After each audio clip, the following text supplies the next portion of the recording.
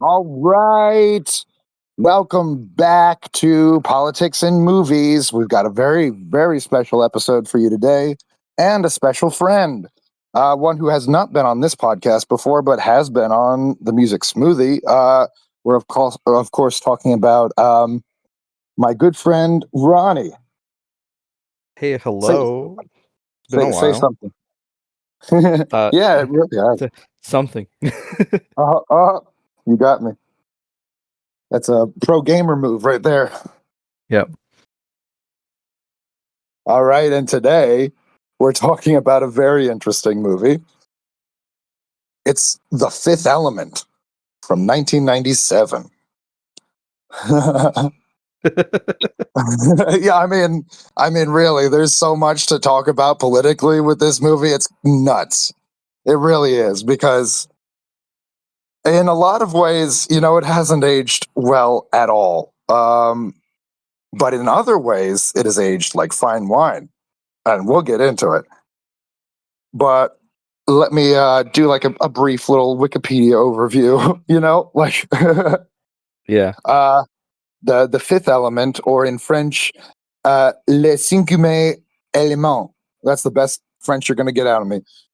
Is a 1997 English language French science fiction action film conceived and directed by Luc Besson and co-written by Besson and Robert Mark Kamen. It stars Bruce Willis, Milla Jovovich, or Gary Oldman, Ian Holm, and Chris Tucker. And this is a pretty cool sci-fi 90s throwback. It's interesting. There's a lot to talk about, because like I said, it is a little problematic, and by a little I mean a lot. But do you have any thoughts, like, right off the bat before I get into my stuff? That's what I usually ask Billy. Yeah, about the film in general. Anything, or if you have what? Okay. Let's start somewhere safe. How'd you feel about the movie? How long has it been since you've seen it before? I think it's been well over 20 years. I do not feel like I've seen this, because I do not remember any of it other than the opera scene. Okay, fair. And the movie, that's an iconic scene. Yeah, and it opened so strongly with what in the world is happening. Right.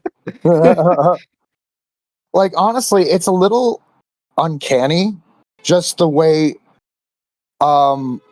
this film is. Like, it doesn't feel like your standard, like, 90s sci-fi action movie. Like, it's a totally different vibe from, say, Demolition Man, right? Because that feels, like a movie, like a blockbuster. This feels like a little janky, just in like some weird way. Like the acting choices, which I'm sure was Besson. Some of the phrasing on the script, dialogue is a little janky sometimes, and in some places it makes perfect sense. Like with the mugger, being like, give me the cash. And you're like, okay, this guy's clearly stoned out of his fucking mind, and he starts dancing around, like, okay, that makes sense.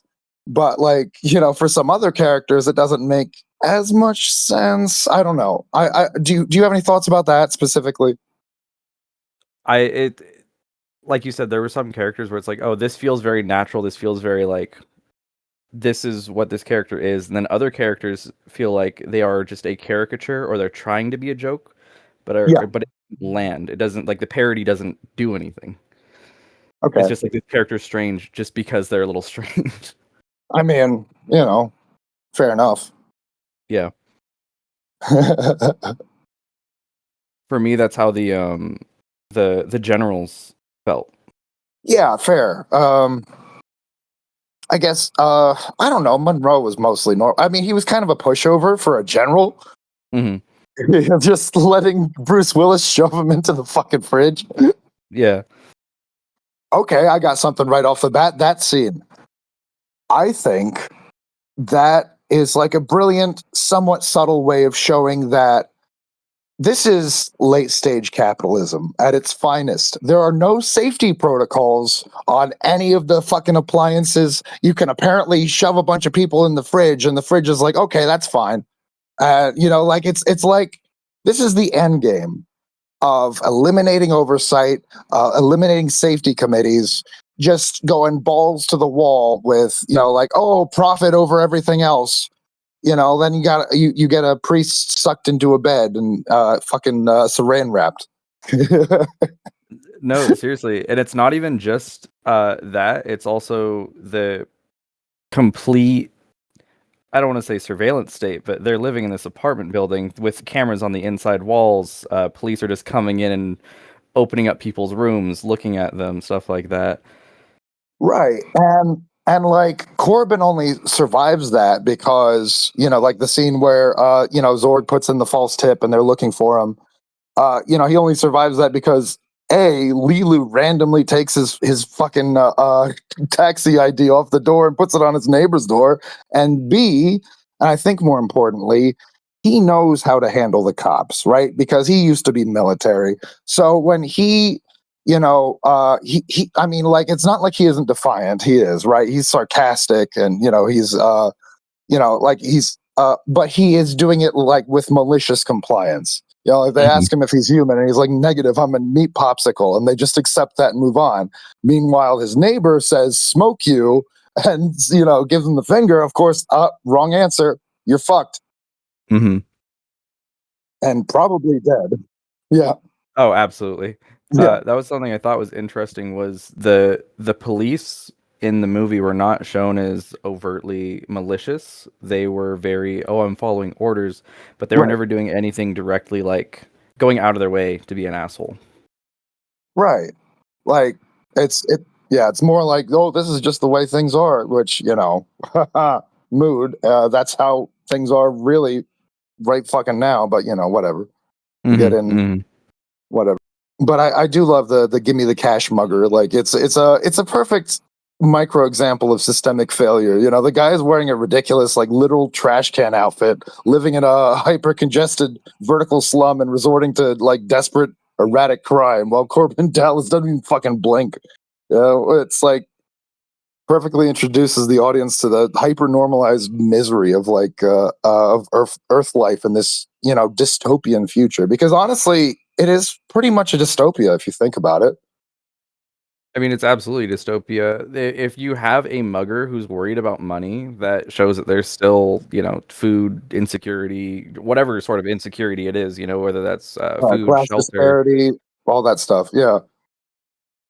Oh, and we absolutely see class disparity in this movie. Oh my god. No, seriously. We'll get to Floston. Don't worry. Yeah. Oh, all right. Before I rant for 10 minutes, do you have like any like pressing political thoughts that you're afraid you're gonna like forget or something? I'm trying to remember.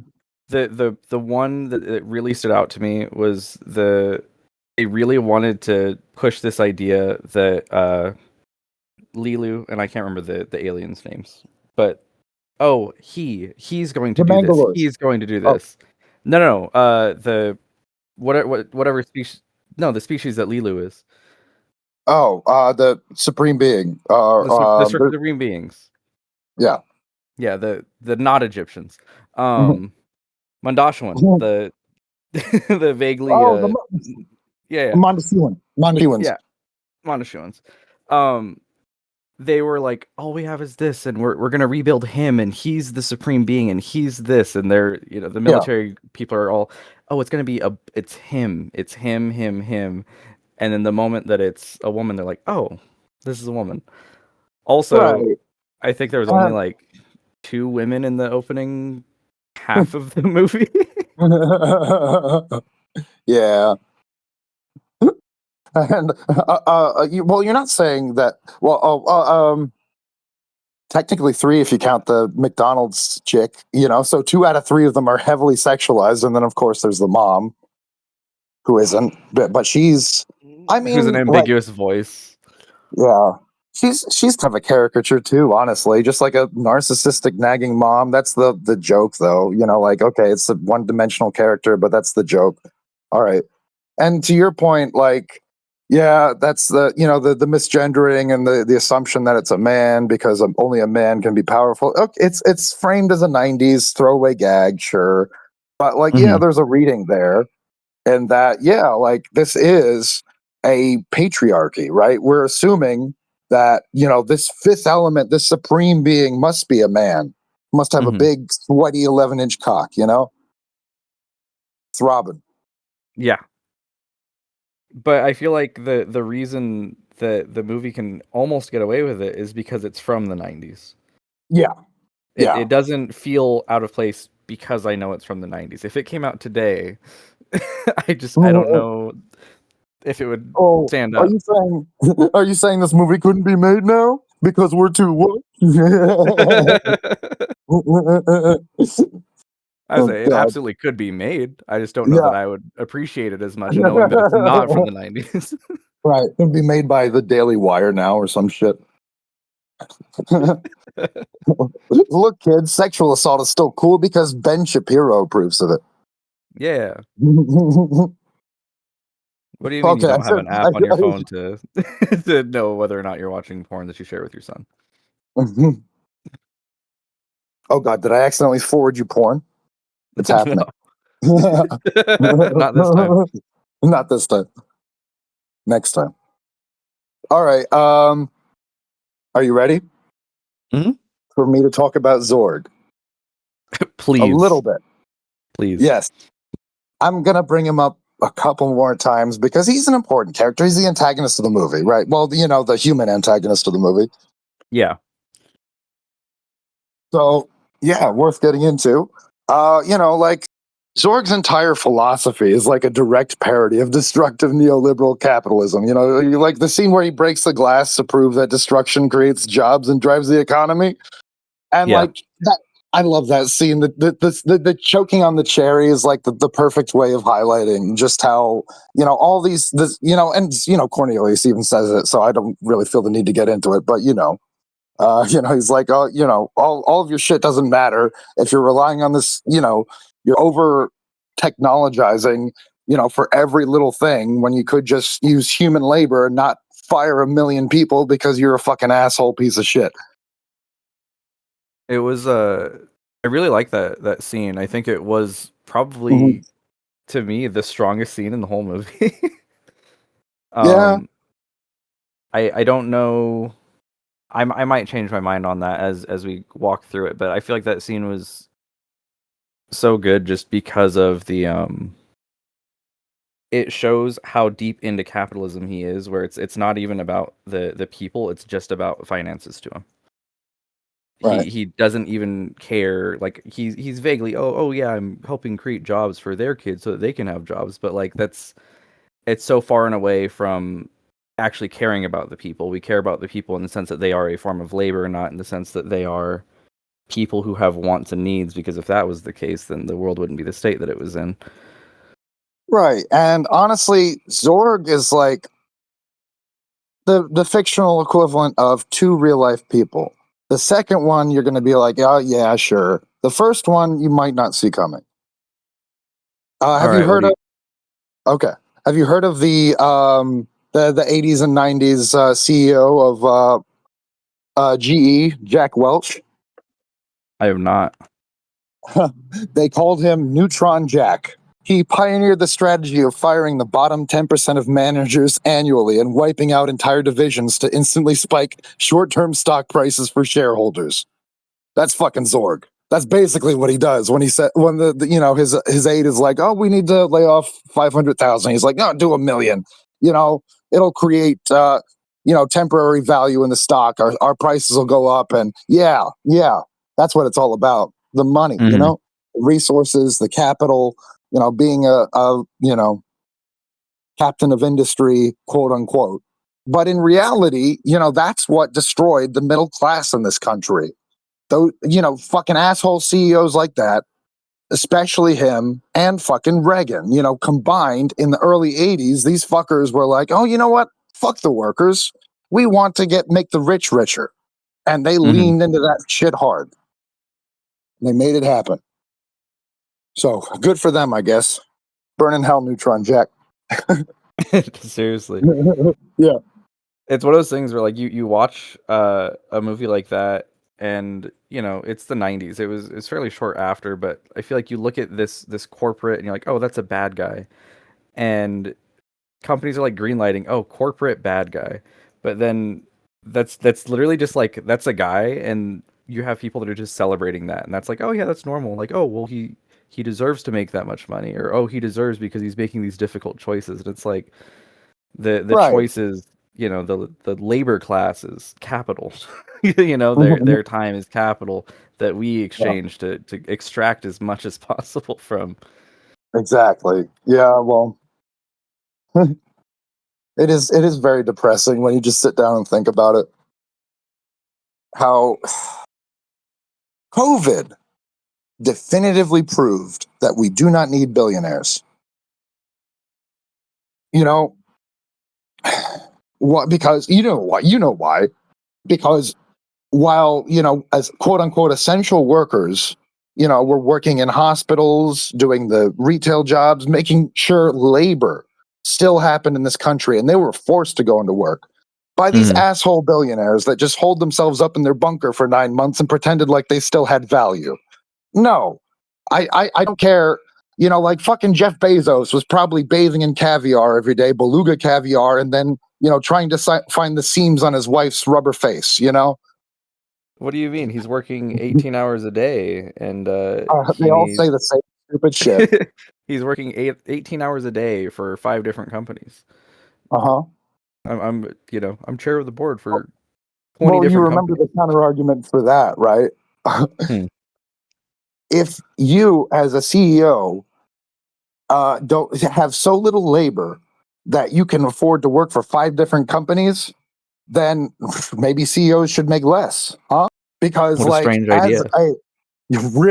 as a blue collar worker, I certainly couldn't pick up 4 different or 5 different jobs. I wouldn't have the time.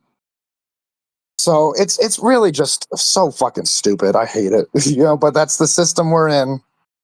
We'll get to solutions in a bit. Okay. No, I'm not talking about. I didn't say I'm anything. talking about. All right. I'm talking about solution the movie presents. Two of them. Yeah. One of them is better than the other, and we'll get into it. That's at the end. We'll save that. Okay. But yeah, congratulations on your legacy as an absolute monster, Jack Welch. Rest in piss.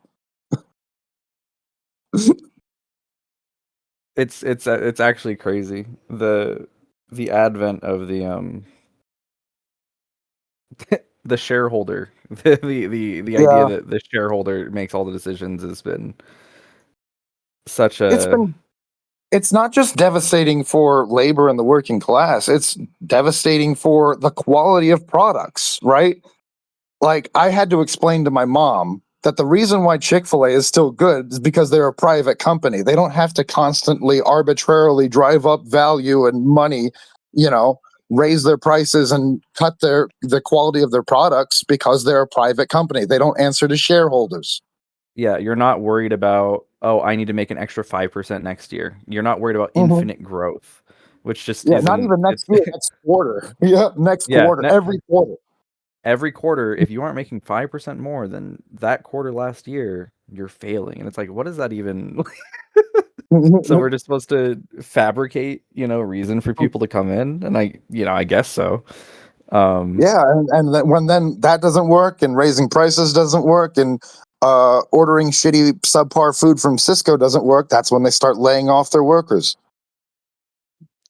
I mean, hey, it's a quick way to make money on the books. Yeah.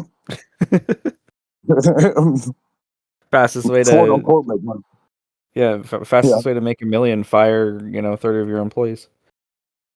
But I do like little things in this movie, and like some things are really fun. Like I do like that Zorg is the reason why Corbin gets laid off. God, sorry, Mr. Kim. Mr. Kim deserves so much better. He really Um, does. But yeah, like it's the shareholder value, religion. In 1970, Milton Friedman published his famous essay arguing that a corporation's only social responsibility is to increase its profits. Reagan's deregulation and Jack Welch's management style were the literal implementation of this ideology. Zorg is that philosophy taken to its absolute comical extreme. And of course, Gary Oldman plays the hell out of it. I love Gary Oldman. Mm. You don't? Gary Oldman's fine. I don't feel like I've seen Oh, many things with Gary Oldman. oh really? Okay. We Yeah. might have to change that. Yeah, let me look. Um, I Well, actually don't think I've seen almost anything else with him in it. really? Yeah. Not even the Nolan Batman movies? He plays No, Gordon? I missed those ones. I watched the The Burton and Schumacher ones? And the yeah, 90s. yeah. And, 89 is the first one. Yeah. With Jim Carrey and Val Yeah, he's in Kilmer. all of them. Yeah. Yeah, Jim Carrey's in all of them. He's Batman. he's Batman. Well, he thinks he is at one point. Yeah, I mean he played the hell out of Zorg. I felt like he was such a strong presence in every scene that he was in. Yeah. Yeah. I mean, I love how he thinks he's this genius mastermind because he's the head of a company. He controls the media. He's a billionaire fascist, but on the corporate side. Mm-hmm. And he's incompetent if you think about it. He's a moron who thinks he's a genius, like a real world emerald mine baby whose name I don't have to mention, but I will anyway. It's Elon Musk.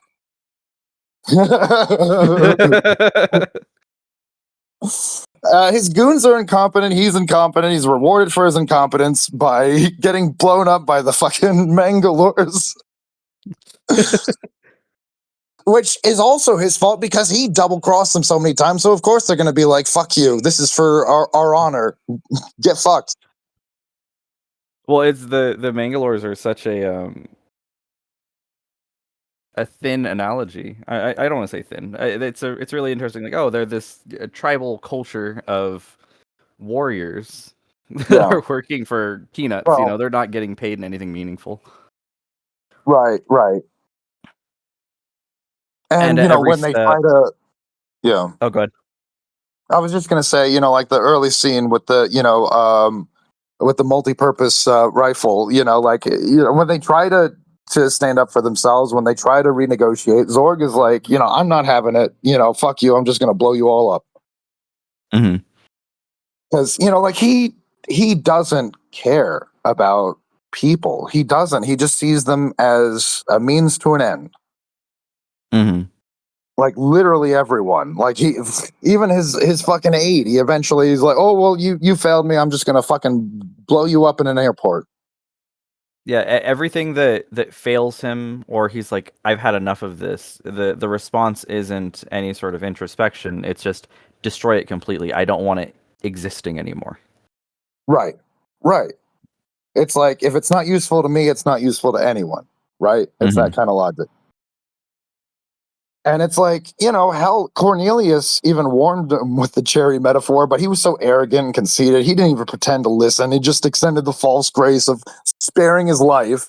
And I mean, yeah, the genius billionaire myth, like to this movie's credit, it's completely shattered in this movie. And like this movie did, have the blueprint for that, at least.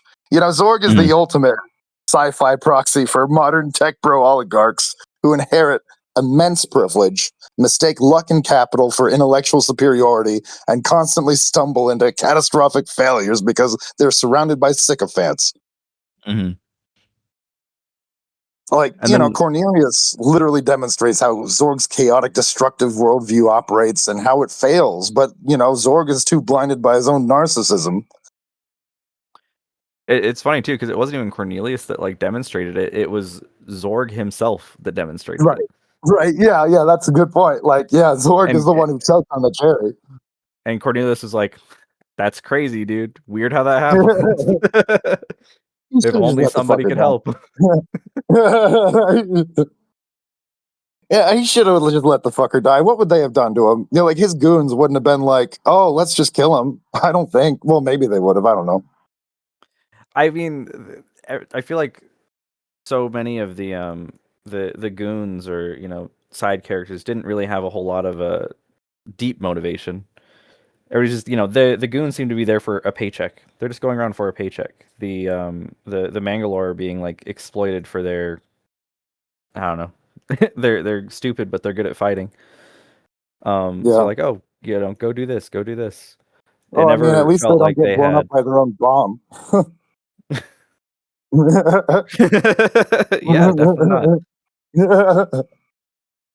I mean, technically they get blown up by Zorg's bomb, but they activated it. They wanted it to happen. They're like, it's worth it. I mean, if that's their reclamation of their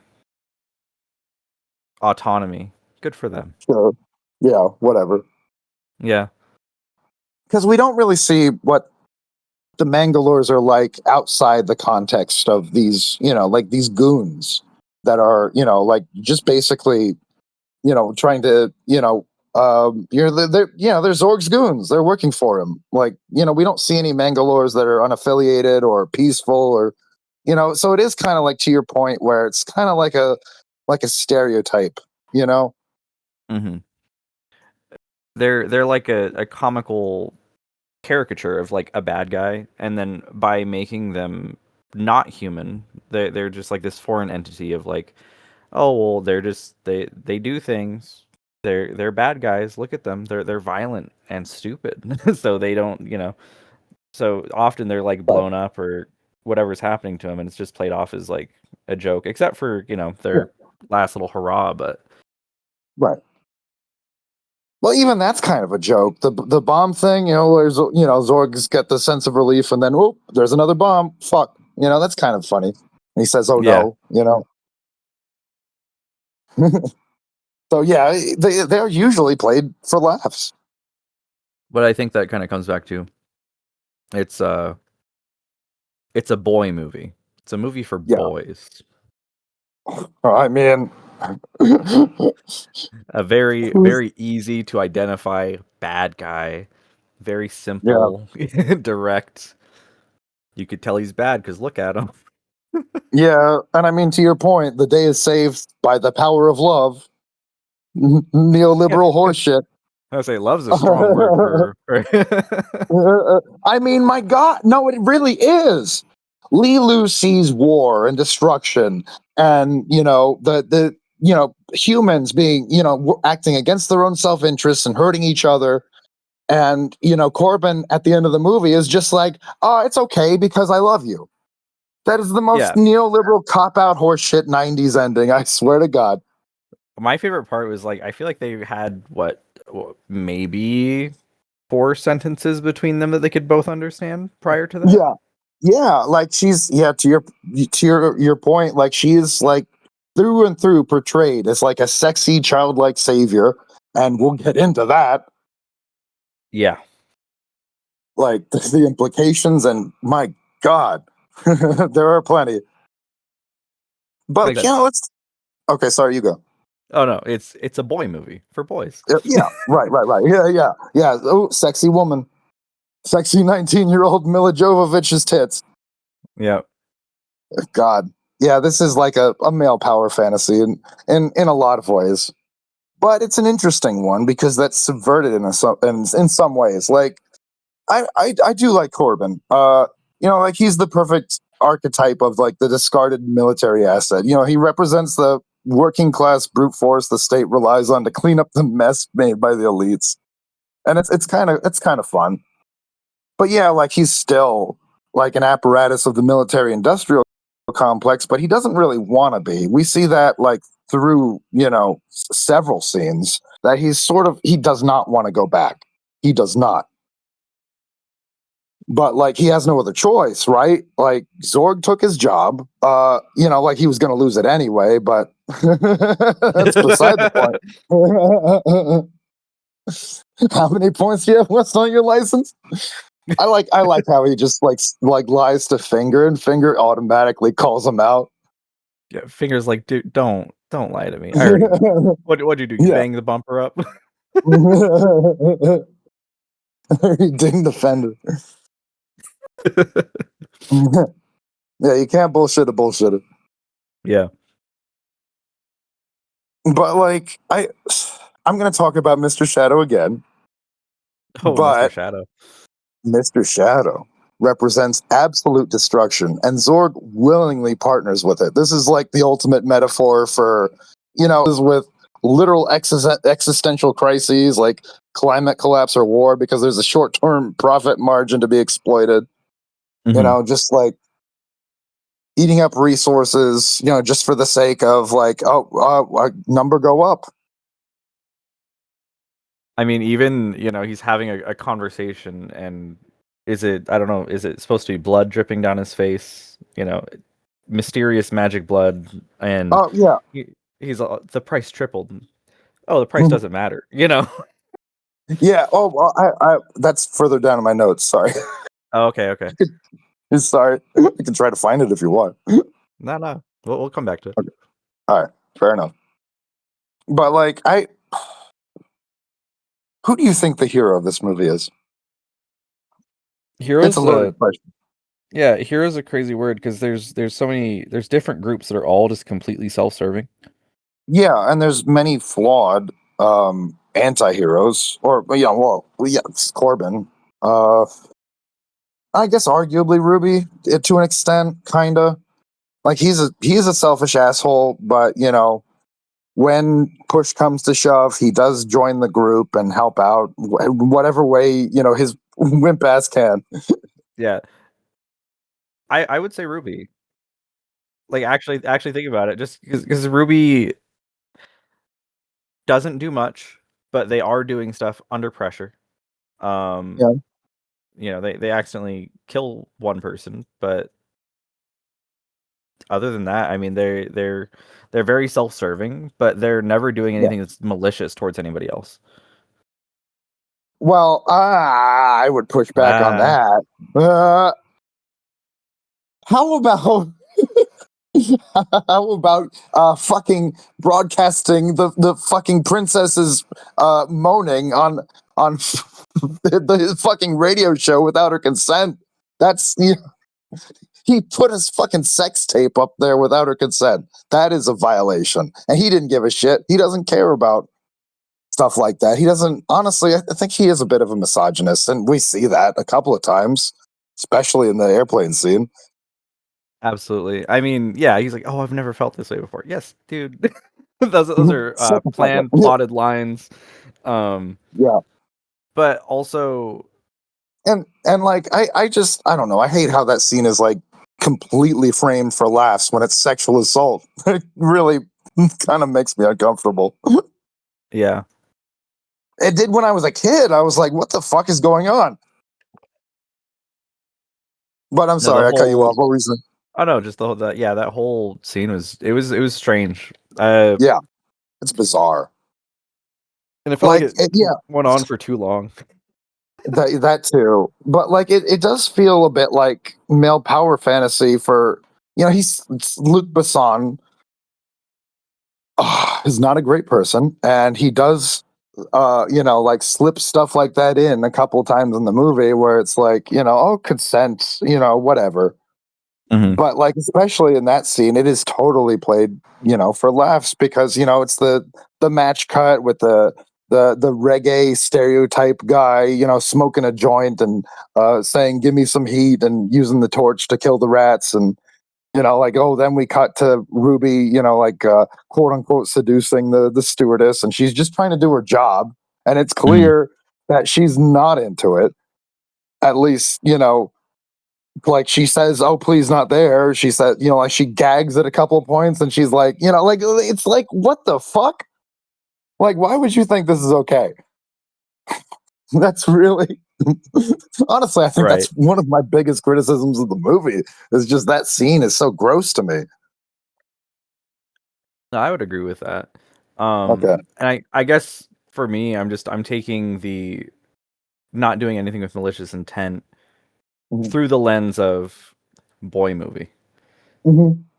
In the context of boy movie, yeah, whatever. He's awful, but Yeah. or in the context, he's fine. He's not doing it. He's never hurting or being rude to anybody, objectively.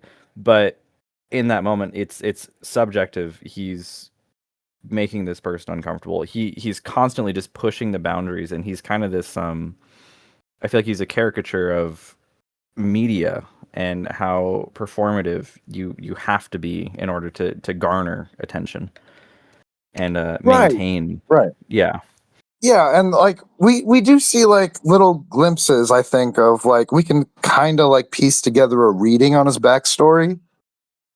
Like I feel like the reason why he doesn't like call his guards or like his sycophants when Corbin pushes back and like literally holds him by the neck against a wall is because I believe he probably grew up on the street and he's like a nouveau riche guy who just like made it to this point. And I have another example of that, but for this one, I would say, yeah, like that's probably why he doesn't fuck with Corbin. He's like, okay, well, I can respect that. Like, this isn't a guy that I can just push around because he probably respected like the like the okay, like this is like his street instincts kicked in is like what I'm trying to say in a really Mhm. roundabout, stupid way. But yeah, he in that, like the way that he interacts with Corbin and also just the way that he interacts with his audience, there's Yeah. a hunger versus Zorg. He doesn't care what he does or how he presents himself. He's Mhm. established. He doesn't need to worry about, oh, is he going to lose something, or is one of his actions actually going to meaningfully affect his livelihood? Where Ruby is like, we need to get this up. We need to have a better show. We need to do this. I need to look good. I need to Yeah. present And a certain yeah, way. like to his credit, like he does care about delivering a good performance. Like even after the fucking honestly iconic action sequence. They go off air. He's like, "That's the best show I ever did," and he was like, Yeah, like he sounded a little like exasperated, but he also sounded a little proud. What? And of yeah. course, that's just Chris Tucker like nailing it with his performance. He did such a good job. Honestly, I'm glad they didn't get Prince because that would have been fucking weird. I could not imagine Prince in that No, role. I feel like Chris Tucker just absolutely nailed it. yeah, but yeah, like the story where Luc Besson originally wrote the role for Prince, and but like it was a bad time for him because he was in the middle of trying to reinvent himself and get out from under Warner Brothers, and also he hated Jean Paul Gaultier's revealing costumes because Yeah. again, like he didn't want to lean into the sex thing anymore. He wanted to move away from that. He didn't want But people to keep spreading rumors about him having sex with his sister, but they did it anyway. yeah, the costumes in the movie. The Oh my costumes for god, something. that yeah, Speaking that's of, yeah. The most French thing, Luc Besson could have done is like, I'm gonna hire a fucking French fashion designer for this fucking sci-fi movie. I think the costumes are neat. I think Yeah, they're really cool. Um, I do do I too. think that? Yeah, I think they give the movie a lot of personality that it wouldn't have otherwise had. I think it's a flavor. a Like, lot of the would I have gone costumes. that direction? No, but like that's okay. I didn't make Mhm. the movie. I think to me the costumes and stuff like that also kind of helps accentuate the hyper capitalist, like, oh, you can be flashy and you can do this and everything looks a certain way, because of the options that you have available in that type of society. You're not wearing something just for utility, the soldiers and guards were, but Right, and everybody it's else not had like something that was strange and odd, and I think it was really yeah, interesting, like seeing people with their different amounts of self-expression where different stuff in that society. And all the costuming is very deliberate, right? It's not like everyone wears the same thing. Like, of course, the most gaudy, like over the top, eccentric outfits are worn by the upper crust, the people in Boston. Like, what the fuck is Baby Ray wearing? He's wearing a fucking like lace blouse. The deaf guy. Yeah. Colonel Sanders. Yeah. Well, I remembered. I just remembered after I said that. I was like, oh, he said that he had trouble with the names.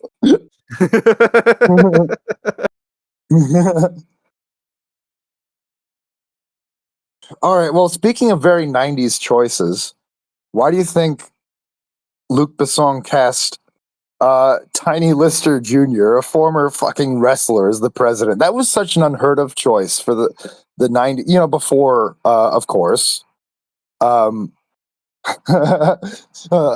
Before Mike Judge cast a former football player as the president in Idiocracy, Terry Crews. Mm-hmm. And is this the blueprint for that?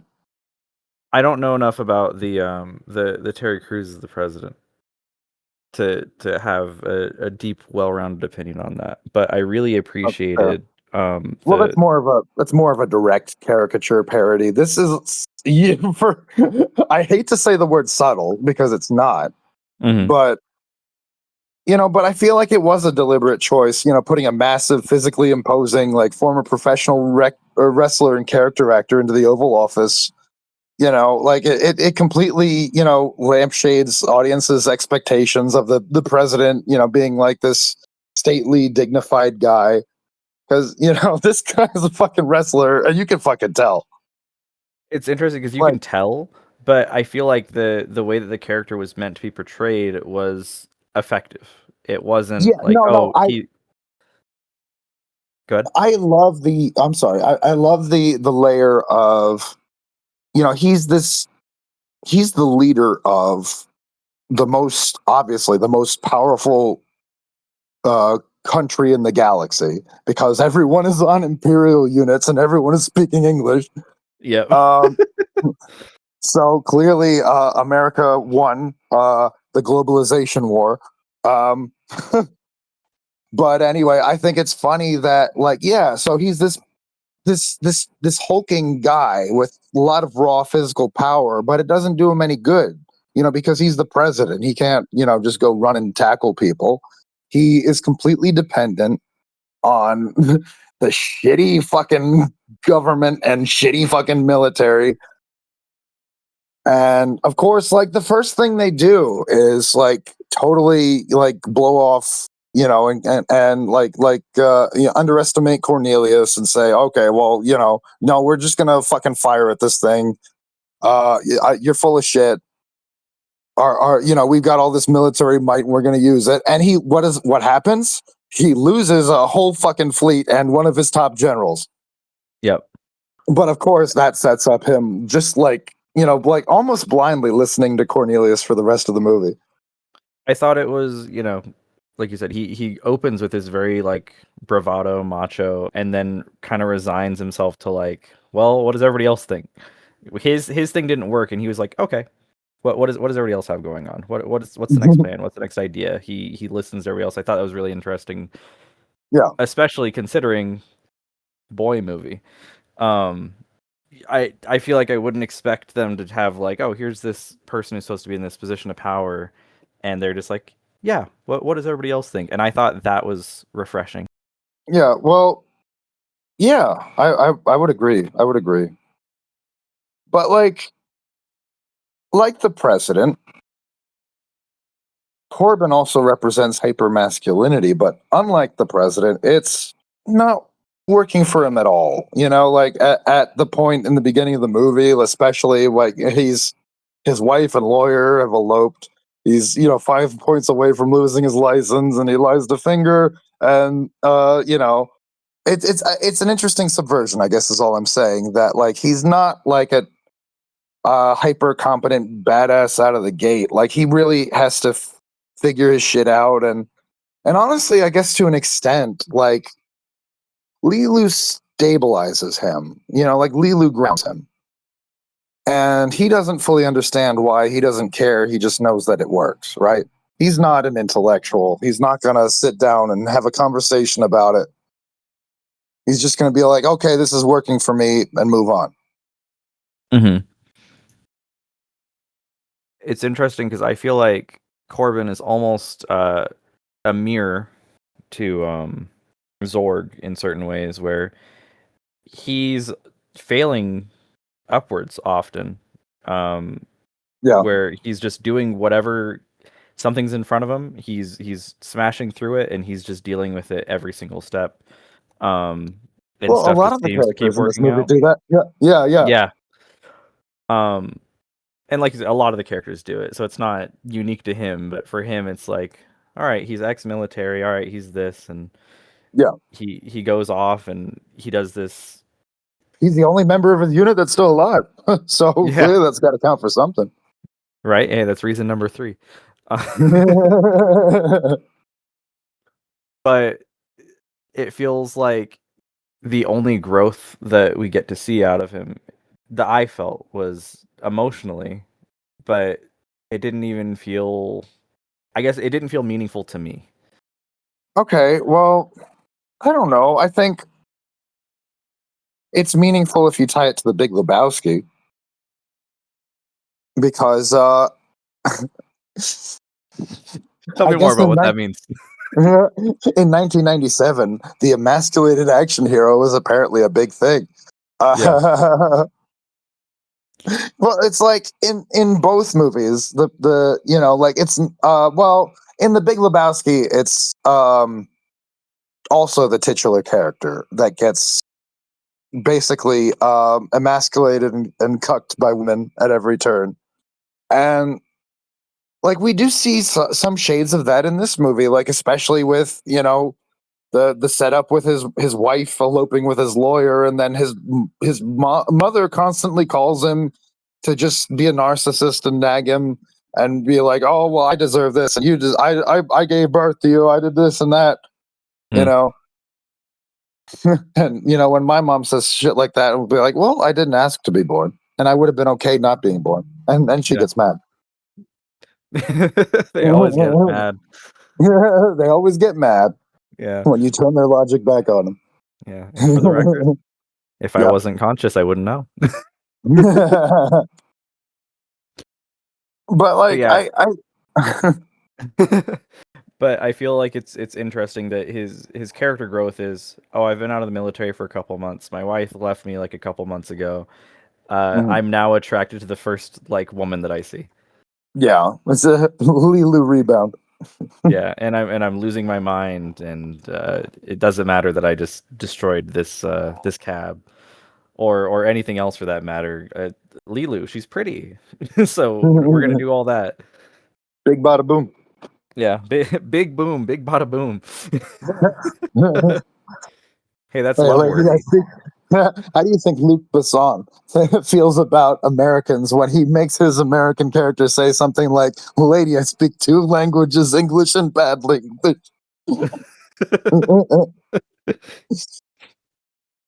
I mean, is he that far off? I mean, no, fair. I mean, you know, we're. It's, I mean, to be fair, yeah, it's not like Europe where you got all these, you know, like different. Yeah, I mean, you do have a melting pot in America, but you know, like most people try to stick their heads in the sand and pretend it's not there. You know, like yeah, of course you got pretty much, you know, like every race and culture imaginable in this country, but we, you know, like we're not like, we don't treat it like Europe where it's like, oh, it's an opportunity to learn this language or this culture. It's more of a like, this is a threat to the status quo. I feel like there's a very objective, like, this X is American, X is not American, where in Europe it's, this is French, this is. Yeah, there's no French black. Yeah. Oh, yeah. sorry. Yeah. So, you know, this is American. This is, or no, this is French. This is Italian. This is Spanish. Right. They have these very distinctive, like, there's the European Union, but they identify these other states with their culture. Yeah, there's a clear cultural delineation. Yeah. I get what you're saying. Where here it feels like it's like, oh, well, this is the culture, and if you're not doing that, then you're not American. Yeah, no, that's totally fair. Mm. And accurate, unfortunately. Yeah. But the thing is, even with that, the melting pot is still there. Whether or not some people like it, the melting pot is there. You go places, there's different levels of cultural exchange that just occur just because of that. Yeah. I mean, as much as it pisses off Stephen Miller, you can't actually kick out all the brown people. Yeah.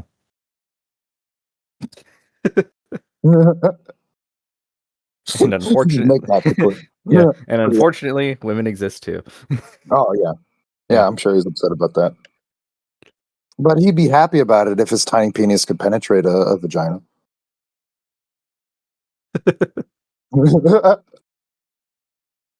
You're body shaming. I don't care. They're fascists. I'll use every tool in my arsenal against fascists.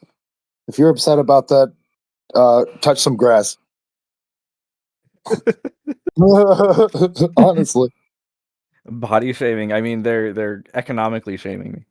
Yeah, they're destroying this country from the inside out, and you're worried about optics. Take a breather.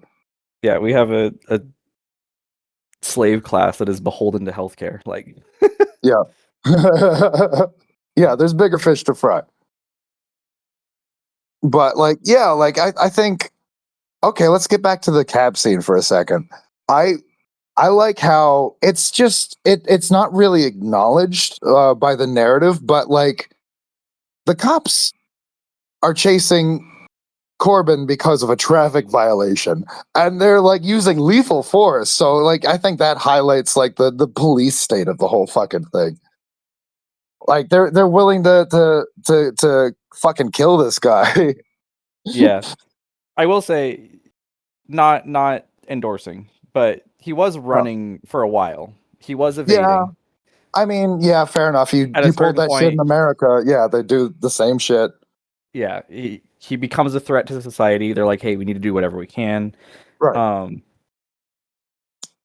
But they didn't start with that, which is something very small that I do appreciate. But it is still very much a police state. Like like I was saying earlier, they literally walk through an apartment block. Everybody put your hand on the wall. They have yellow circles that are dedicated to put your hand on the walls. Right. Well, you get scanned biometrically. And not even just in that scene. Like, that is just a part of society. Put your hands on the yellow circles. Right. And apparently it's not widely known because the Mangalores, when they're trying to, impersonate quote unquote Corbin, which is actually the neighbor, they're like, so it's really two levels of failure here, which is kind of funny. But like, the biometric scanner reveals that it's a Mangalore, and the lady's like, oh, just a minute, we'll be with you. And then we see, the police at their most competent when they show up and just fucking kill all the Mangalores in the terminal. Yeah. Okay, so the police show up. Yeah. And what's interesting is they're like, there's aliens in here, and they just start like unloading. It was a crazy scene, but I'm gonna keep shooting until I see a white man. Yeah. Then I know to stop. But yeah, that's something. There's a subtext of aliens in this world are like they're not seen as the same as everybody else. They're right. beneath they don't quite have or the same other value. Yeah, they are other. Yeah, to your point, they're not shown as like having the same value as human beings. Like even the Montechiwans, like, well, they even like, I feel like there's a like an internalized I don't know, self-loathing maybe, because like even then, like it's okay if like it's kind of like played like the Mondachi one in the beginning that gets stuck behind the door and his hand gets crushed. Like it's played like he realizes he's not going to make it, and he's just passing the key to the priest because he knows like that's the prophecy. The prophecy has to be fulfilled. But also, it does, like even as a kid, it kind of gave me the vibe that like they don't think of themselves as, like intrinsically important, like worthwhile beings. They're just they feel like they just exist to make sure the prophecy comes true to an extent. Because they are treated like fodder through the entire movie. Yeah. I mean, the Mangalores too. So you have the Mondoshiwans who are like this mythical. They are just here to protect. You have the Mangalore who are just this like super servant class. Like they are just grunt task doing whatever they're ordered to do. And then you have I don't think they mentioned the diva or what she is, Yeah. but she's Flava Laguna. Yeah, like even her, like she is like an elite, and she's still treated like fodder in a way. She's a commodity. They're going to hear perform. Exactly. That's perfect. Yeah. But she is a commodity. She's a novelty act. She's a minstrel show. Yes. And it's like, oh, can we talk about Floston? You can. I'm not ready. But you can get into it. Okay. You get off the boat or you get off the plane and you get greeted and you're given this you're giving Lay's. Oh my.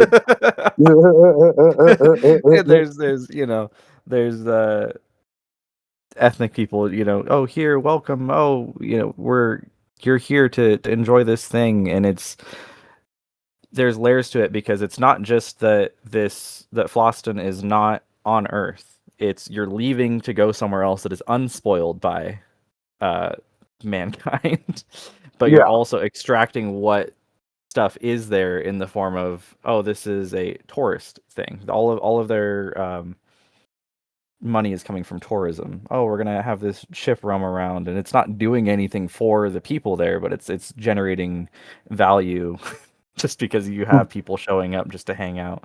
And then you have this insane, like you said, minstrel show where it's just here's this alien, everybody sit around and watch her perform.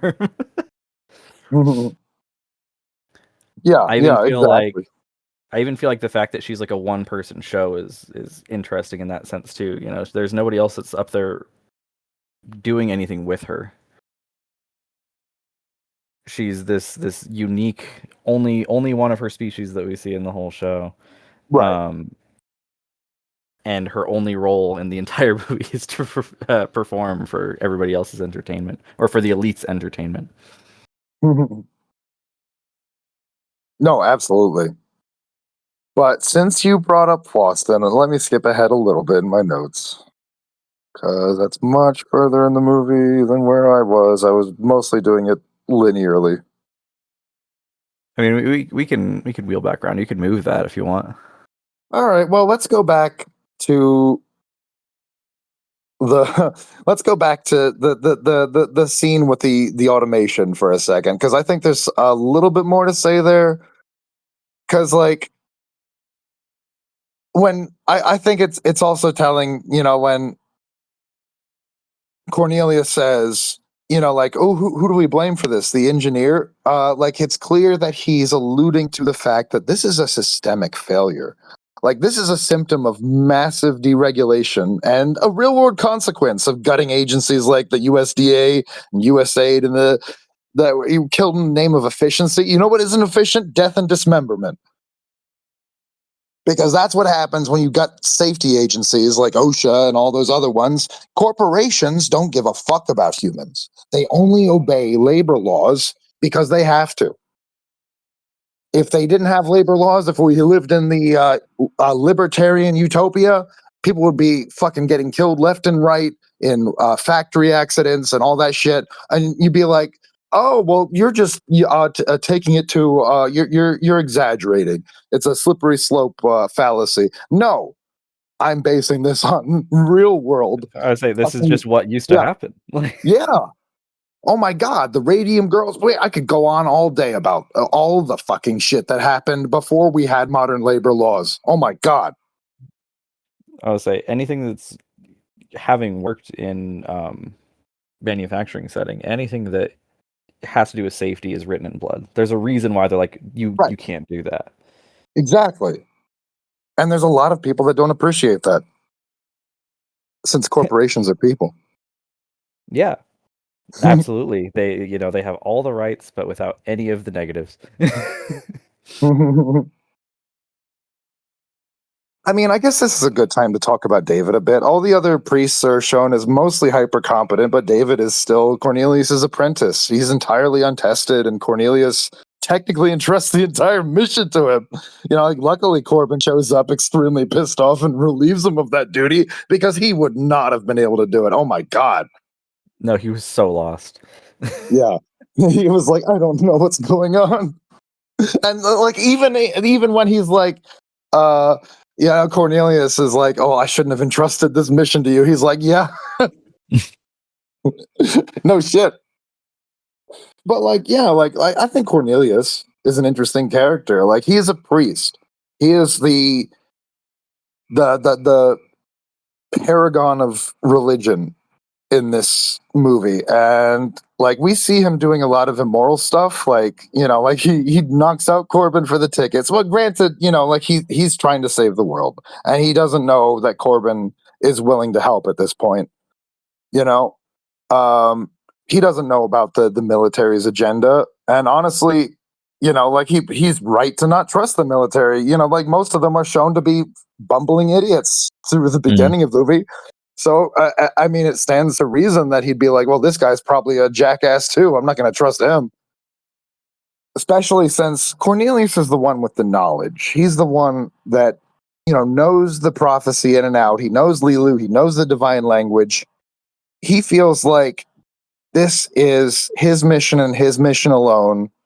Sure, David can tag along to help because he's my apprentice, but really it's between me and Lilu to save the world. And of course, we learn that's not the case. We learn that Lilu has to be in love for her secret chakra to be unlocked, or whatever the fuck.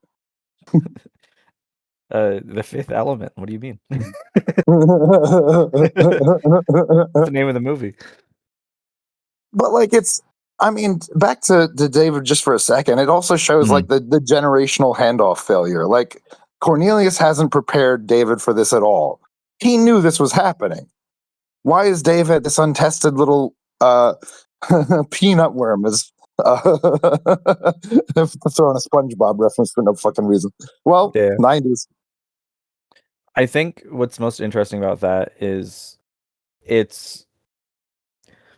I don't know how regulated their church has been, but we're coming back in 300 years. Okay, 300 years. Do they not know that 300 years is coming up? Like, is he? No, he's like fairly aware. So why is David not ready? Yeah. He's just such a passive character. I feel like he's not doing anything. I think what you said about the generational handoff is kind of the most interesting thing about him. Yeah. Fair. He's kind of a nothing character. Kind of a comic relief. Like, most of the bumbling idiots in this movie are comic reliefs, though. Like obviously Lee Evans' character, the guy on the ship, Fogg. Mm-hmm. Who is like one of the crew, and he can't even pronounce. Like, he's supposed to be like facilitating Plava Laguna's comfort, and helping out, and like showing her everything, but he can't even pronounce her name. It's wild that he hasn't even like tried practicing it up to this point. He just kind of like is And then he's just like, and he refers to her as Miss Diva. He's like, oh, whatever. And he calls her tall. Yeah. Oh my God. Yeah. Like yeah, he's so unprofessional that he's just kind of like mystified by her appearance, and he's just like, yeah, he lets the little Freudian slip, tall head. Like that's another type of othering in this movie. Like, oh, you just got a taller head than us humans. That alone makes you different. Yeah.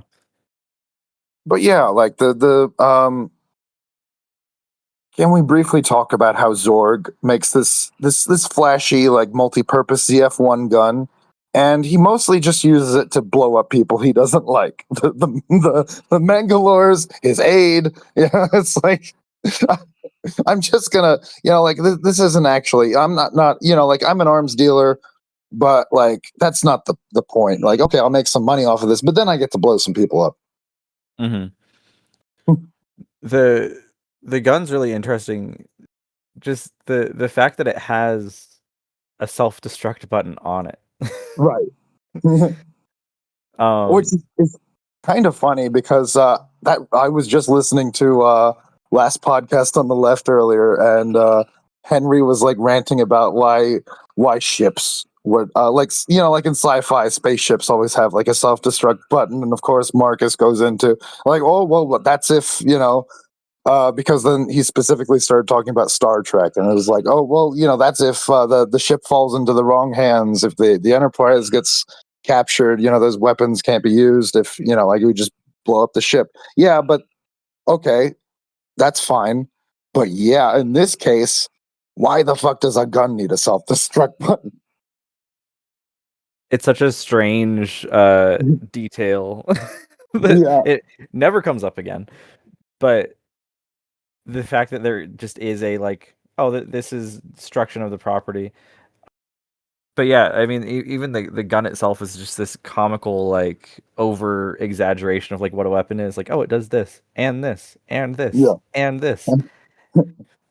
New Ice Cube system. Yeah, it seems like a model or like a generation of something. Like, oh, here's the same thing that was from last year, but here's the newer version that has another doodad attached to it. Right. It's honestly, it feels like just putting out a product for the sake of putting out a product. Like some companies do now. A lot of them. Without like any actual innovation or any actual need. It just exists because the market says it needs to exist. And it's here's 50 buttons that do something that it probably could have done before, but rebrand it a little bit, change it slightly. Now it's a brand new thing, new tech. I mean, they have but there's like some refrigerator company making a new oven that you can put a pizza stone into, and it's like, yeah, I mean, you could do that before, but it has pizza stone mode, and it gets really hot. It's like, yeah, that's what an oven does. Yeah. But it's different, I swear. Buy it. Right. This shoots nets. This shoots what is it? Arrows? Explosive tipped arrows and poison gas, and they never use like any of that shit except for like what the net and I remember they used it on accident. But for the most part, it was just here's bullet, here's a gun. Even the you shoot once and then it targets the same thing after. That was also never used again. Of course, they never hit anything anyway, so what does it matter? Yeah. They're not gonna be able to really utilize that feature. Except for whoever the fuck had the rocket launcher and hit Lava Laguna directly in the stomach. That guy is the one that should have had all the guns. Yeah. Give that man every weapon. Yeah. But yeah, I feel like the gun was kind of this I don't want to keep saying caricature, but it was this icon of like this industry within this world is creating something that is here's 50 bells and whistles, but what is actually getting used? Just Right. the bare minimum, and that's a lot of products now. Here's a thing with 50 extra things. You're going to pay a lot more, but you're only using it for the one thing. Why does a microwave Right. have a million buttons on it? Why do I have a pizza stone mode on my oven?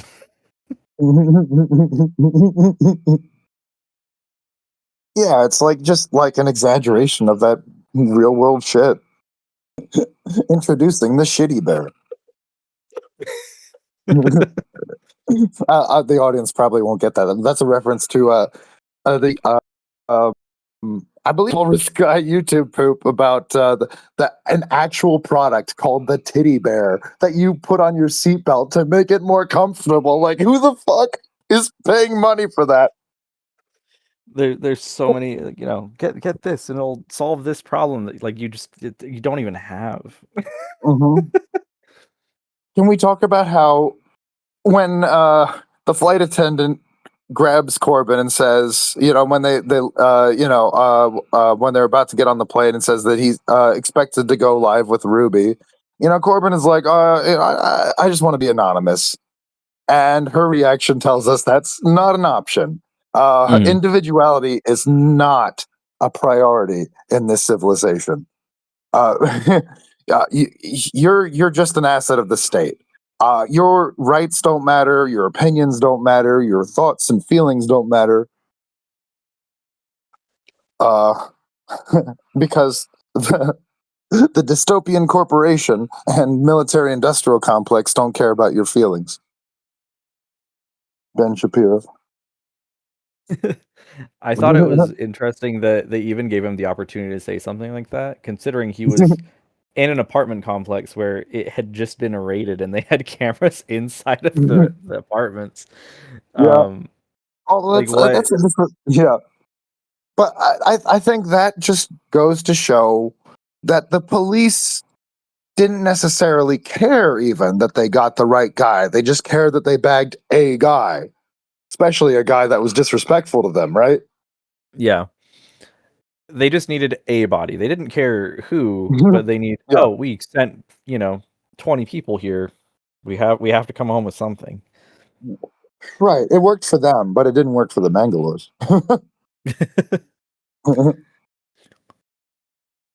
But and then you go. No, go ahead. I was just gonna say, and then of course Corbin is thrust into the big world, and Ruby immediately objectifies him for his audience, immediately calling him hot, hot, hot, and right size, right build, right head, right on, while rubber stamping Asian schoolgirls' posters with literal red paint. And how does Corbin react? He turns his sarcastic engine against the state onto Ruby. And why not? In fascism, corporate interests are indelibly linked with government interests. It's like textbook corporatism. Yeah. No, it was, he shows up, he gets pulled aside. Oh, I don't want to do this. Doesn't matter. You're going. No. If you are participating in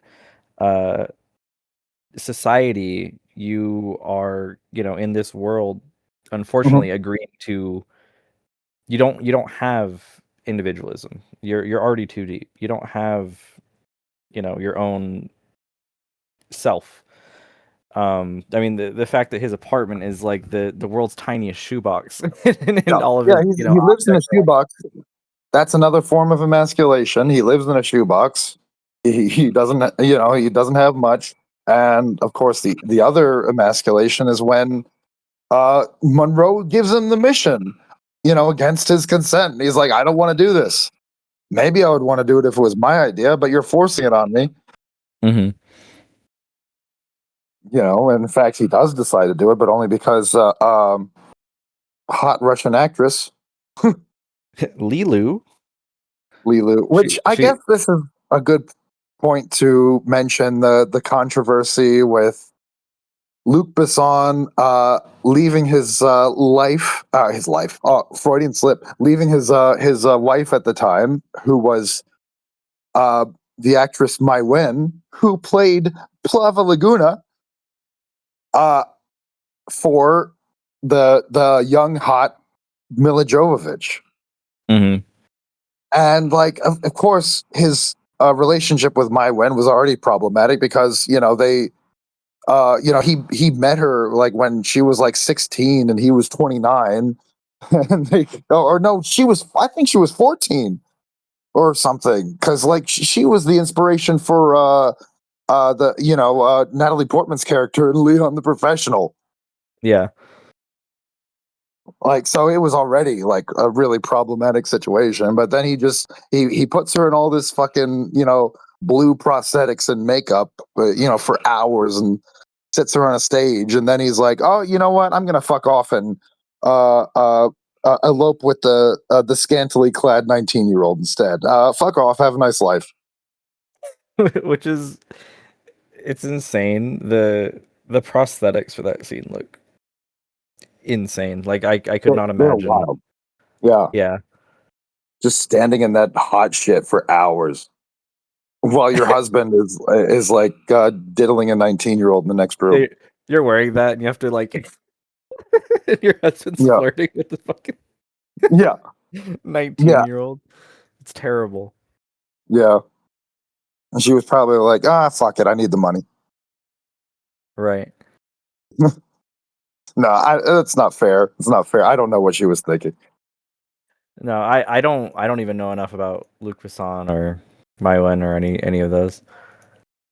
It's such a crazy thing whenever a director is like, "Oh, I'm just gonna start dating my this person that works for me."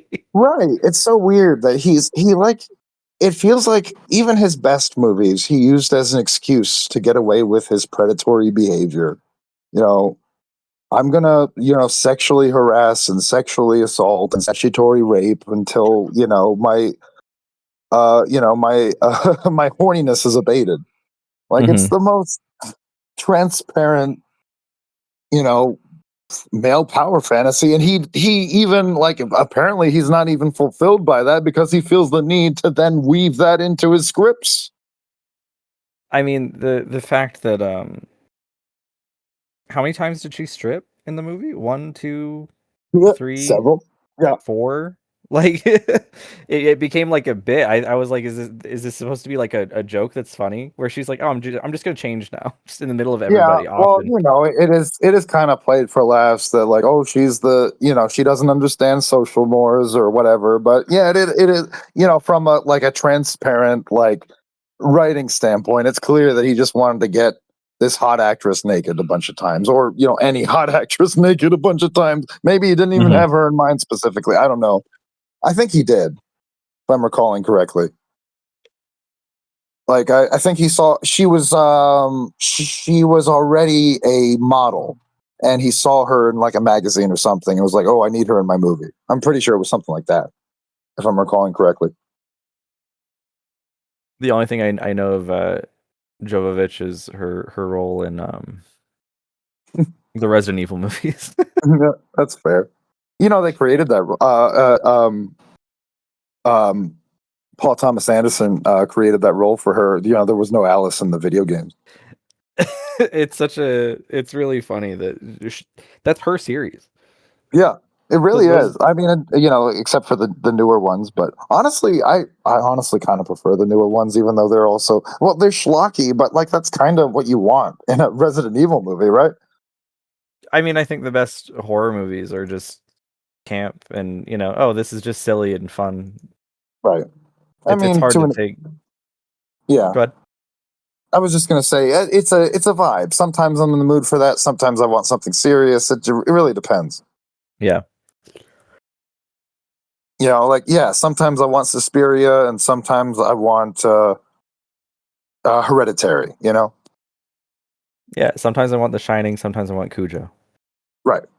Yeah.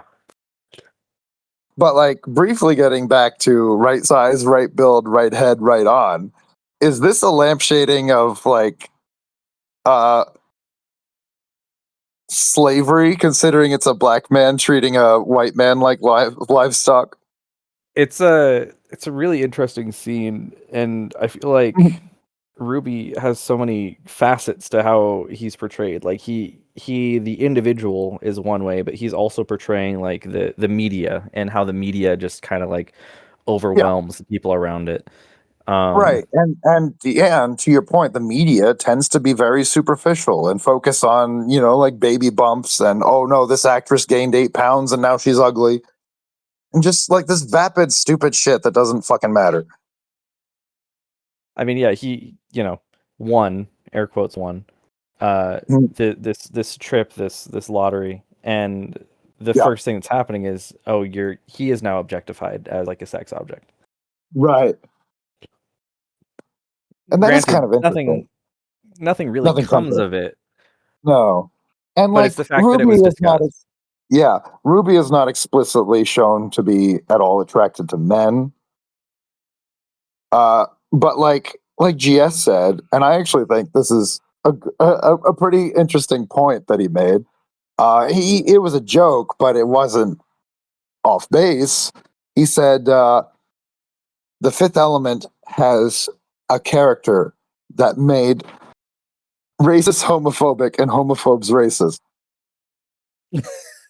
It's crazy. Yeah, I mean, is he wrong? No. Because, well, I'm sure conservatives at the time had no idea what to make of Ruby, right? Because he is like hyper sexualized in a definitely in an effeminate way, but he's totally straight, right? As Mhm. far as we can tell. He's never portrayed as lusting after men the way that he's lusting after women. He's constantly Right. lusting after women and like seeking that woman gaze. But he's never Yeah. doing that Right. the other way around. Right. And to that point, Corbyn is kind of exasperated by the fact that, everyone is in love with this vapid idiot just because, he's charismatic host of a radio show that has what 50 million or 50 billion viewers. I think it's 50 million. Either way, it's a huge fuck you number for a radio show, especially. But it's like I mean that's the biggest thing is like, oh wow, people are really listening to this radio show in 20 whatever, 22 the 23rd 14? century. The 23rd century. Yeah, 2214. 22. Yeah, yeah. Oh, good They're call. listening to a radio show. Yeah.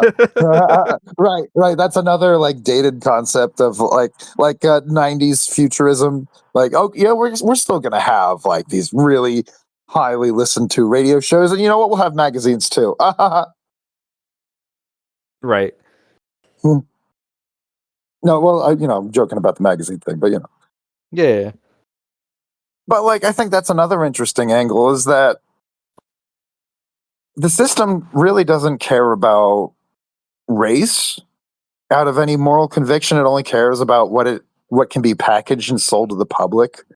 I think that's a good analogy for neoliberal identity politics, especially rainbow capitalism. Anheuser-Busch doesn't care about the gays either. It's a marketing gimmick that only conservatives buy into. Leftists also hate that shit.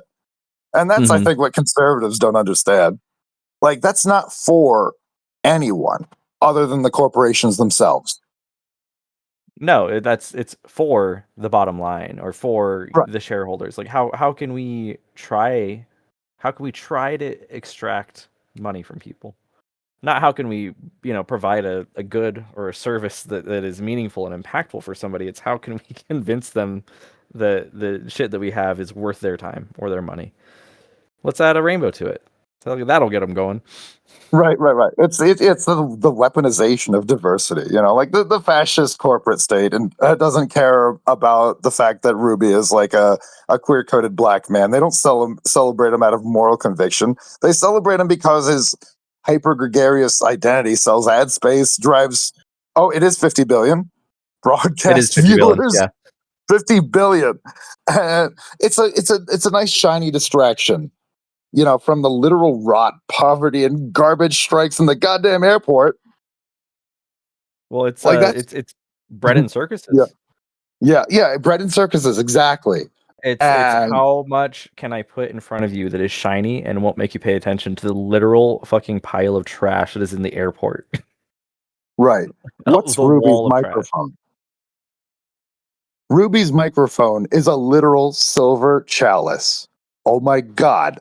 When I saw that and it clicked, I was like, "Oh my god, this is a metaphor for Bacchanalia, for Dionysus, even for Roman bread and circuses, but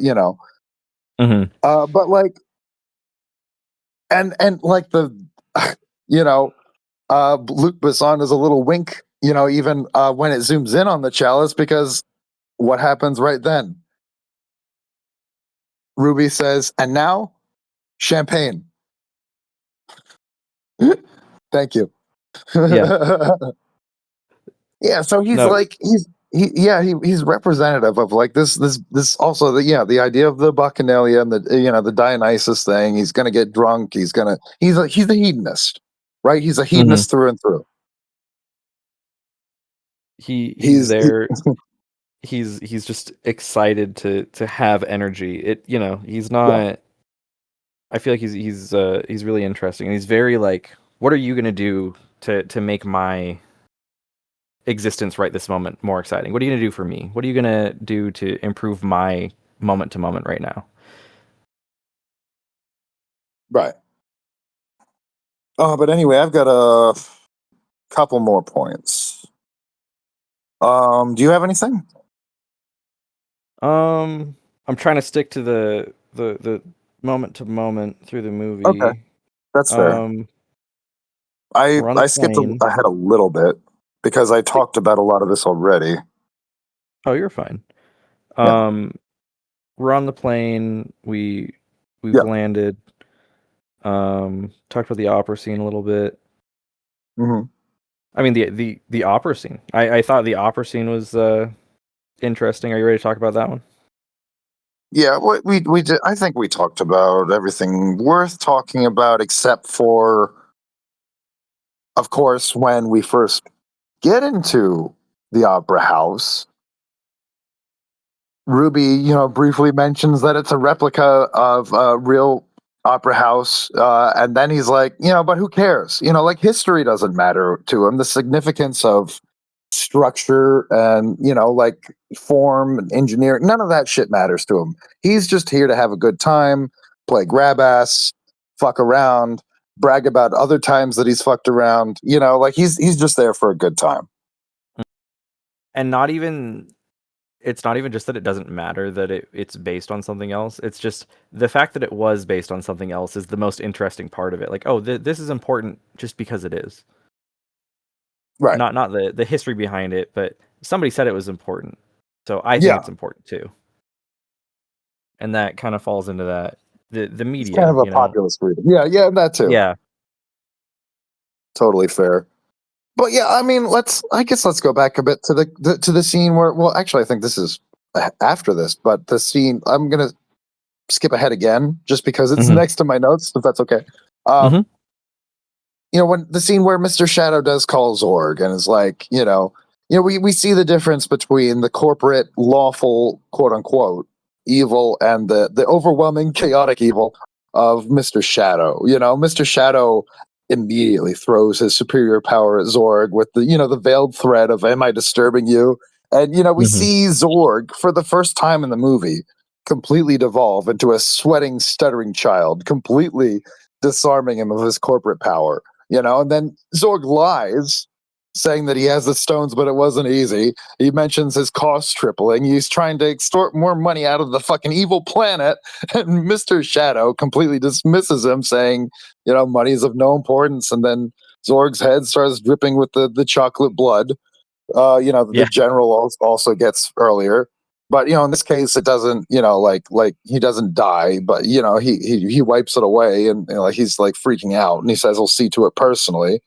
And of course, that also advances the plot because then that means Zorg is going to be on the ship and try to kill Lilu. But I think it's interesting because Mr. Shadow obviously knows he's lying. He's the physical manifestation of all forms of evil. You can't bullshit a bullshitter. He's a literal planet and he's like, "No, yeah, I have it. I totally have those rocks." Because I also he's using his his slick corporate persona. He thinks it's gonna save him like it saves him in every other scenario, but in this case, no. Mr. Shadow ain't fucking around. I also think there's something that's really funny about this planet that is the embodiment of all evil, and trusting all of his plans to this corporate billionaire. He's like, you know what? I'm gonna Right. call him. Like, he has to call him on the phone. He can't just talk to him straight to his head.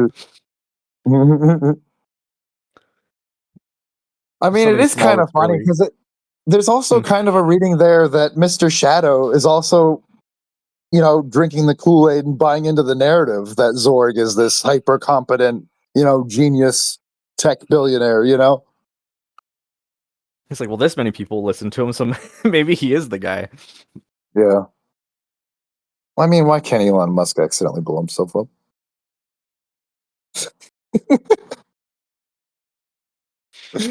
All right, let's talk about for a second. You mentioned the chocolate blood earlier. I'm pretty sure what it represents is like the you know, it's like a physical body horror manifestation of like the systemic rot of this world, right? Mm-hmm. I think so. But like, yeah, like at the end of the scene, this corporate titan is reduced to a panicked, disposable middle manager running an errand for a monster, and I think that's fascinating. I know, it's very it feels super. That's exactly what it is. Like, oh, it doesn't matter that he's this rich. He still wants more, and that's the sickness. That's the illness at play, is that that's not enough for him. He still needs more. He still.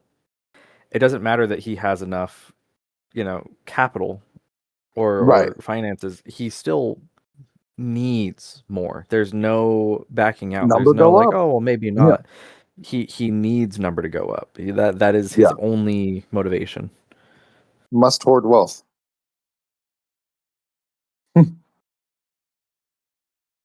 Even at the risk of death, he's like, well, I guess I have to. It doesn't matter how bad it is. Doesn't matter that he fired 1,000,000 people. Doesn't matter that he just doesn't have the rocks. That all his people are incompetent. Um, he's still gunning for triple of who knows what. Like $5. But he's doing literally Yeah. anything to try to satiate that hunger for wealth. Right. Yeah, like it's like it's the movie's way of saying this fucker will do anything for a buck. He'll fucking sell Mhm. out the entire fucking planet Earth. Like he I doesn't mean, realize he's gonna die too. yeah, the known universe, it doesn't matter. Yeah, right. Everything, whatever. I'm just gonna, I'll get some money from this planet before it kills me. Yeah. It almost feels like that's like an analogy of, oh, I'm purchasing this business, share in this business, Right, and then I can just run it into the ground, extract as much as possible. It doesn't matter because I can go somewhere else. Maybe in his right, mind, and he's it like, oh, I also, can go to Floston or whatever. awesome, yeah, yeah, but yeah, it's honestly again with Elon, it's like when he like tries to build his own myth and huffs his own farts and like buys founder rights for companies to trick people into thinking that like he founded PayPal, he founded Tesla. He didn't found either of those companies. He bought the founding rights. Mm-hmm. It's just the same shit. But like, okay, let's briefly. I got to wrap up soon, but like, let's go back to when they arrive at Floston and we see the Hawaiians greeting them. I think Yeah. that's interesting because yeah, like we see like even before they disembark the plane, we get an establishing shot of the resort interior showing the bougie guests with the yeah, the people that greet them are possibly actual Hawaiians but they're wearing like Hawaiian regalia, like the hula skirts. Mm-hmm. So it kind of feels like, honestly, like the Disneyfication of indigenous culture, in my opinion. Like, yeah, like okay, so this, this resort is basically exploiting, these Hawaiians, making them wear, the hula skirts, the necklace, it's like it basically presents a world where the actual history, struggle, and culture of native peoples have been completely sanitized, plasticized, and turned into commodified vacation aesthetic for the ruling class. It's back to your point about Plava Laguna. Yeah, Mhm. they're a commodity too. It's another minstrel show. I mean, you show up, you get Yeah, off the plane, they hand you that, you never see them again. They're gone. They right, do not exist other than you're on our land. Then right. they take off their tribal regalia and go back to the corner where they Yeah, because you just don't see them for the rest of the movie. You don't see them for the rest of that experience. Um, yeah. It's like the epitome of like cultural tourism exploitation. And I think there's an interesting modern read to that. It feels like the end game of Republicans dismantling affirmative action and DEI because of a fundamental misunderstanding of the purpose they serve. mhm. It's Because go Republicans ahead. don't know what the word equity means.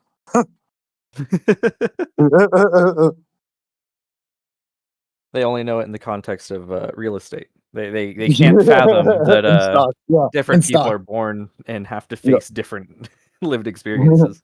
right, I had a yeah. That's conversation with completely alienating. somebody Oh my god. recently, vaguely family, but oh, Okay. I didn't grow up with privilege. I was like, did you have both your parents? Yes. Oh, then you grew up with privilege. Well, defending it, and I was like, dude, like there's a million layers to what privilege is, and they all affect you in just wildly different ways. Having your parents, Right, having access to food, having access to education. For right, some people, it's having access to like electricity sure. or running And water. and again, it's a fundamental misunderstanding of what privilege is. When people will say, "Oh, I have white privilege," well, I was homeless or I lived in my car, and it's like that's not what white privilege means. It doesn't mean that nothing bad can happen to you in life, or that you can't also be a victim of class disparity.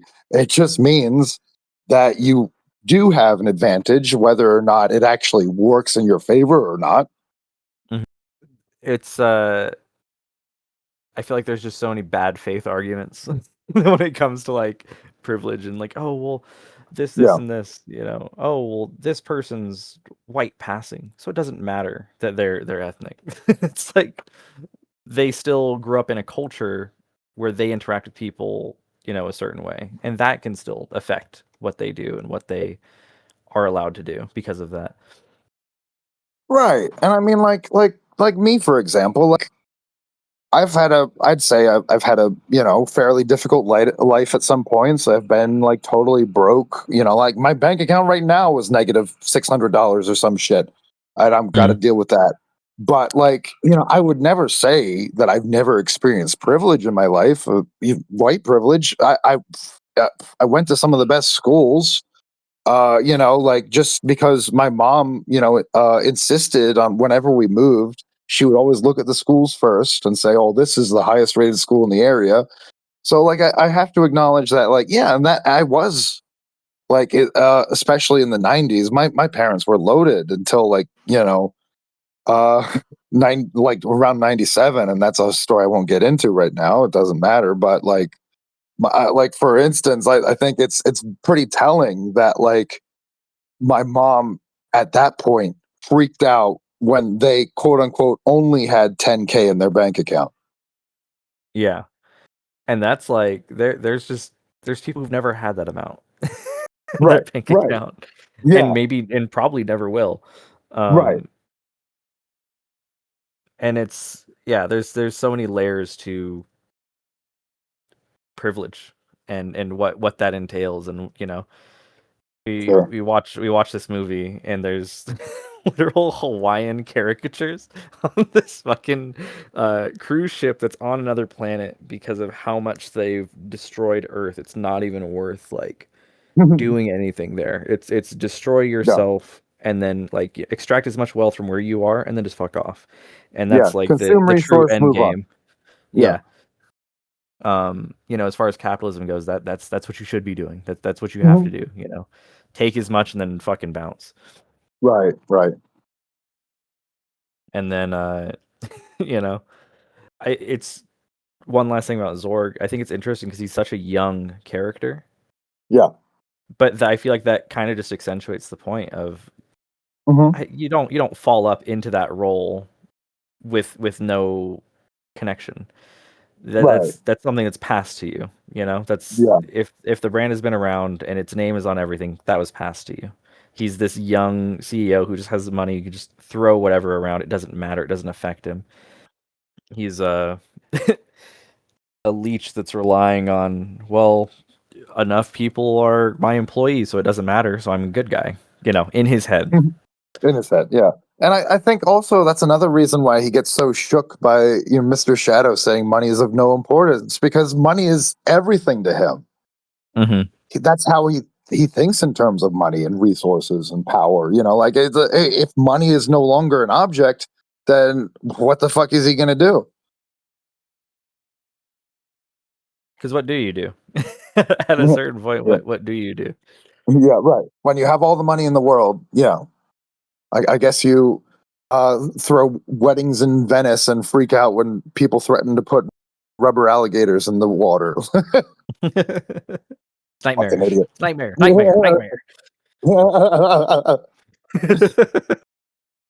But there's one more thing I want to say about Ruby. I think it's pretty telling when Ruby just casually refers to all of the guests of the hotel, the Floston Resort, as Lucksters. Because, of course, the literal interpretation of this is that they're just lucky to see the Diva of Plava Laguna. But we know that can't be the case. The opera is sold out, and clearly only the upper of the upper crust have tickets. So that interpretation falls flat. My theory is that Ruby is subtly projecting his own career luck and success onto literally everyone else at the resort, which highlights his insular world and current disconnect from reality. It's interesting because I feel like it only accentuates it, because I mean that's a portion of having exorbitant wealth is just the luck of being born in the right position at the right time to talk to the right people, and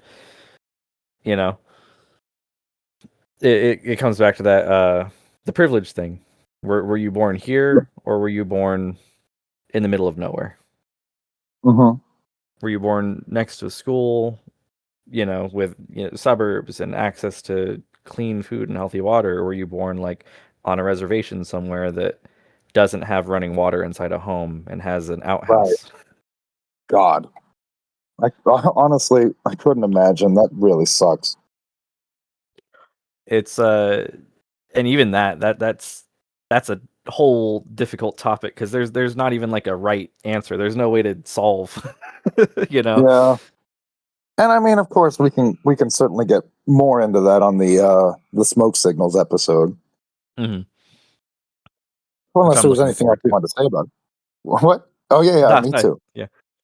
Yeah. No, I'll hold that one for that, because that's a near and dear to my heart. Yeah, and I mean, to be fair, that's a whole other can of worms. Yeah.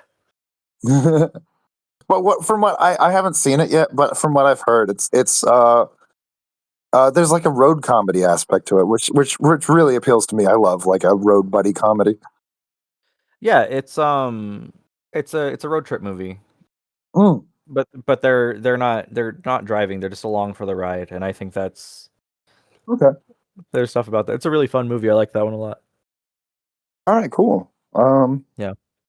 But anyway, I've got a couple more things. I know this episode is long.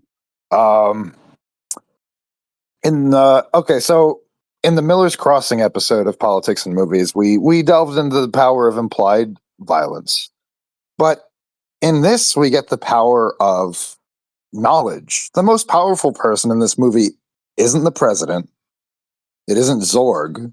It isn't Mr. Shadow. It isn't Corbin.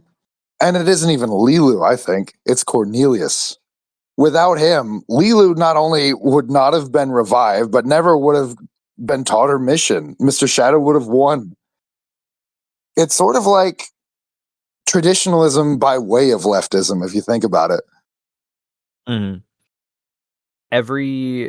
Like you said, every single thing that was actually progressing the plot forward was Cornelius doing something and getting to like the right place at the right time. Yeah. The There's a very loose allegory for, Zorg is selling his soul to the devil, and devil's like this anomalous planet who can Yeah. Yeah, there's supernaturally yeah, there's definitely like a Faust reading there. Yeah, to your point. and only by the power of God can we truly stop it. Yeah. Well, more 90s, more secular, the power of love. Yeah. But God by way of love. Yeah, but sir. But like, Yeah. I feel like, like the point of Cornelius is that the preservation of historical truth is the ultimate revolutionary act. Mm-hmm. Because basically they are like, it's a revolution against evil in a way, in a kind of cheesy way of putting it. But I think it's fair. This is a cheesy movie. It is, but I mean, it's who's the only person that could talk to, this alien who communicated this, however long ago. It's the Yeah, there's only one the people with person. knowledge. Yeah, one person And in even this time period who we've seen speaking the divine language fluently. Yeah, it's Cornelius. and even his student, who seems just too young to even understand what is going on, Yeah, is he's lost in it, and he's trying to figure it out. And I think that's something about what is the student's name again? David. I literally just said it. David. David. When we do see him, is studying. He's trying to figure out what is going on. Mm-hmm. And I think that lends itself to that perspective on it. All right, I've got just one more thing, Okay. and then you can, if you have anything else, I'll listen. I have one more. Okay. Yeah.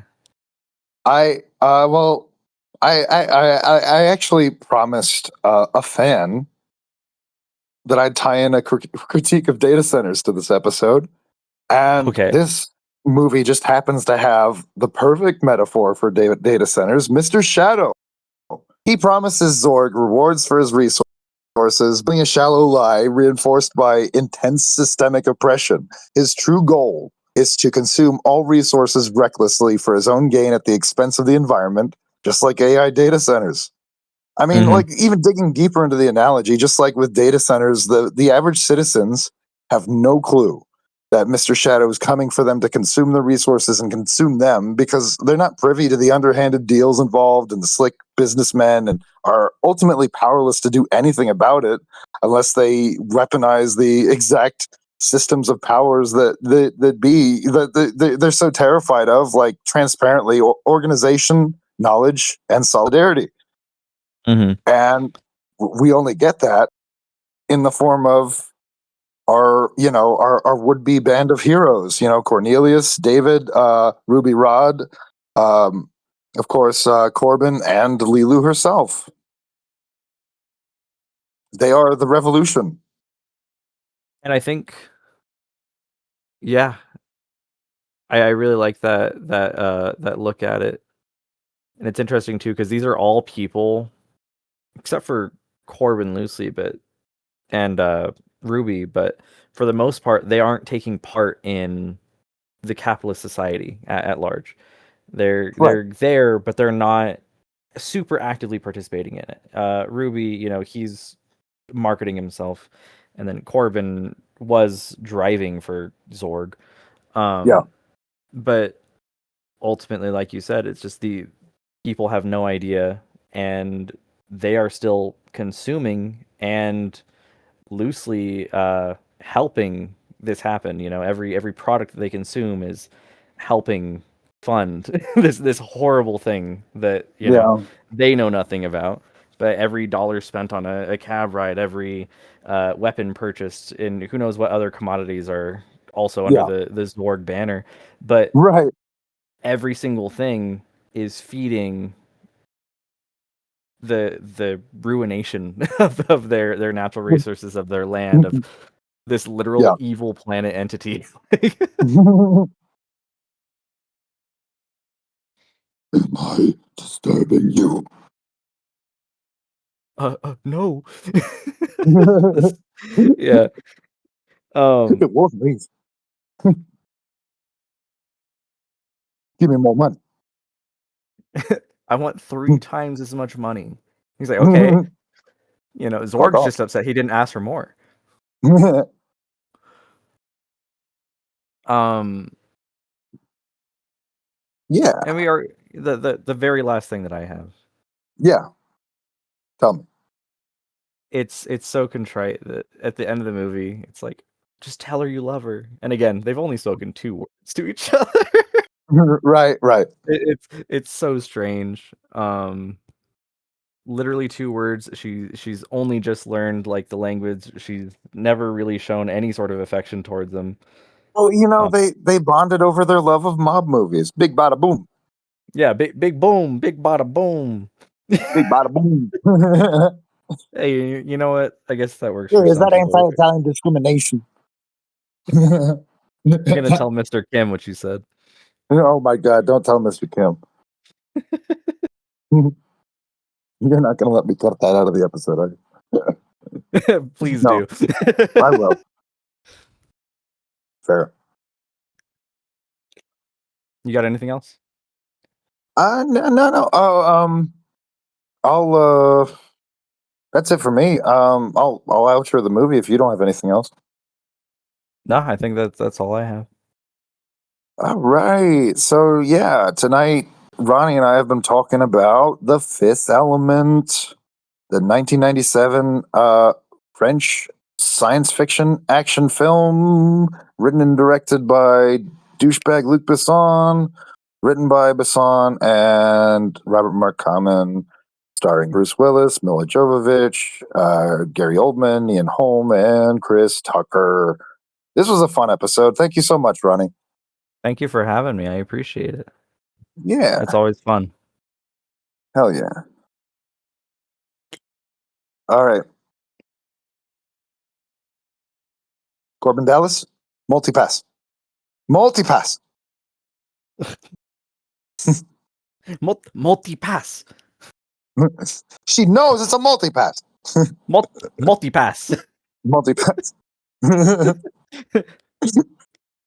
Go ahead. Multi-pass?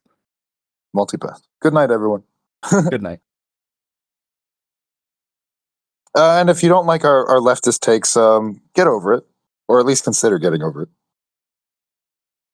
One of the most powerful things that we have here is the freedom of speech, and we are Yeah. free to have our opinions as you are Right. to have yours. Something like that. Something like that. And like, to be fair, like most of the top political podcasts are right leaning, so fuck you if you're upset about one like minor podcast being left leaning. Yeah, let us have this. This is our Yeah. thing. Yeah, fuck Michael Knowles. He shouldn't have a platform with his, he's a little weenie with his little, vice signaling cigar. Why does anyone listen to that fucker? Or Shapiro or any of those Daily Wire douchebags, for that matter. Anyway, I need to stop. Thanks, Roddy. Yeah. Thank you.